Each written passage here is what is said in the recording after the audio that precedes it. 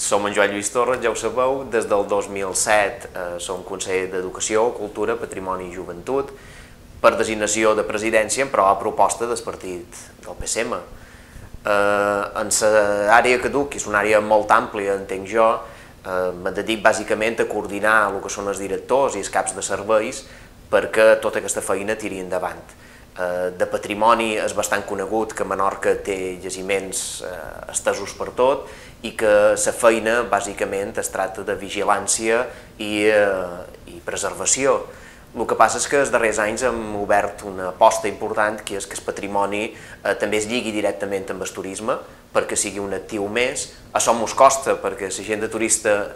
de turisme li costa aquesta assignatura de relacionar una cosa amb l'altra, però crec que la xarxa monumental està fent passes cap aquí. Per tant, des del departament és una feina que tira endavant. Tenim una assignatura pendent, i ho sabem tots, que és la gestió del Museu de Menorca, de l'arxiu i de la biblioteca, i estem batallant amb el govern perquè això sigui possible. Quan entrant dins l'àrea de joventut, sabent que tenim les competències des del 2007, és una àrea que hi estem fent feina, que ens ha costat redreçar projectes que el PP va deixar molt malmesos, com era, per exemple, la vinyeta, qui es deia de qualsevol manera, havia posat en marxa i no tenia ni finals d'obres ni res, totalment il·legal, per dir-ho de qualque manera. Aquesta feina s'ha redreçat, les instal·lacions estan en condicions, tot i que sempre es poden millorar, i les activitats en joves també s'han anat posant en marxa. Jo dic també que hi ha àrees, com la de joventut, que no volen que l'administració hi entri, que des del Consell o des dels ajuntaments diguin als joves el que han de fer o els hi proposin les activitats, que són a l'enrevés, que són en tot cas quan ells tenen iniciatives que nosaltres els han de recolzar. Des d'aquest punt de vista, a vegades sembla que l'administració o no fa prou o quan fa no endevina. Jo crec que el darrer any, concretament amb l'Alternanits, que és una activitat que hem fet conjuntament amb els casals de joves, amb els ajuntaments, ha funcionat bé, ha partit d'iniciatives dels propis joves i ha mesclat molt els grups de joves de diferents pobles. Quan entrem en l'àrea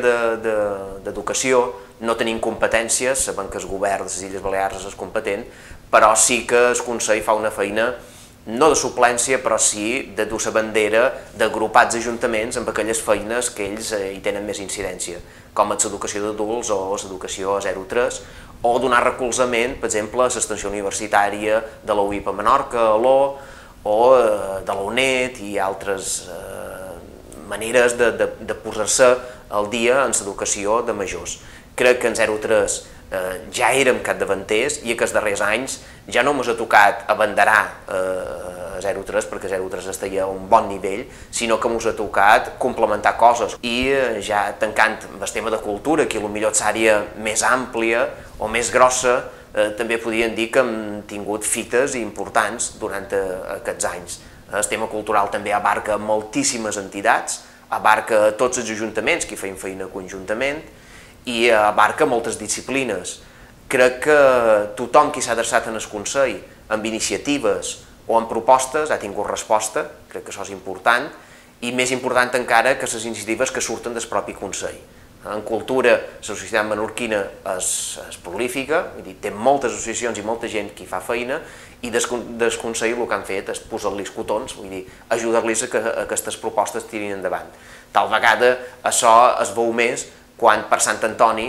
celebram la diada i no la celebram en desfiles militars o coses molt rígides, sinó que la celebram donant via lliure a tot tipus d'actes culturals. Bé, per acabar, com que això surt a final d'estiu i me demanen com han passat l'estiu, jo crec que l'estiu a Menorca el passant de moltes maneres,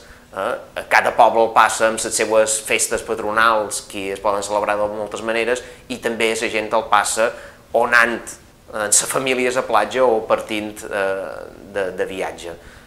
Nosaltres hem sortit i enguany hem visitat Mallorca, Eivissa i Formentera, que era un viatge que teníem pendent en la família i l'han gaudit molt perquè a les tres illes han trobat amics i per tant a partir d'aquí han creat nous vincles. Crec que el coneixement entre illes és una assignatura que tenim pendent, que és feina dels qui estem a les administracions, però també és feina de tots els menorquins, que no ens han de girar només cap a Barcelona o cap a Madrid quan tenim necessitat, sinó que han de veure també com us poden recolzar i que tenim problemes i avantatges molt semblants a Eivissa i a Formentera.